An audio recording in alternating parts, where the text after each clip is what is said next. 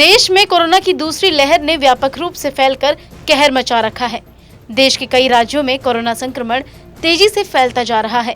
महाराष्ट्र के अलावा छत्तीसगढ़, मध्य प्रदेश, गुजरात, दिल्ली, उत्तर प्रदेश समेत कई राज्य इनमें शामिल हैं। इतना ही नहीं बल्कि मध्य प्रदेश की राजधानी भोपाल में संक्रमण के दैनिक मामलों के साथ साथ मौतों का आंकड़ा भी तेजी से बढ़ रहा है। वहीं अगर बीते दिन की बात की जाए तो कोविड-19 के 11,045 मामले सामने आए हैं, जबकि भोपाल में 1,669 नए मामले सामने आए हैं। वहीं एक दिन में 118 कोरोना के शवों का अंतिम संस्कार भी किया गया है।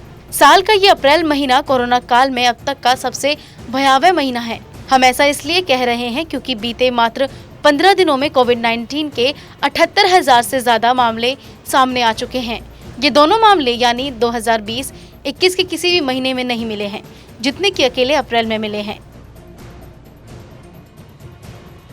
देश में बेकाबू हुई कोरोना वायरस की दूसरी लहर लगातार अपना कहर बरपा रही है।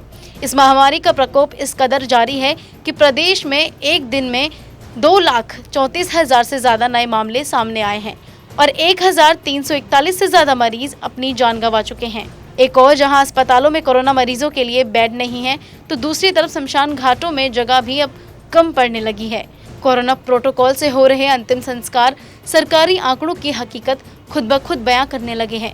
राज्य सरकारों के झूठ को बेनकाब करने लगे हैं। वहीं दूसरी तरफ सभी राजनीतिक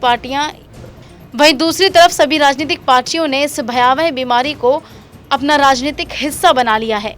कमलनाथ भी लगातार ट्वीट वार और तरह तरह की बयानबाजी अब करने लगे हैं।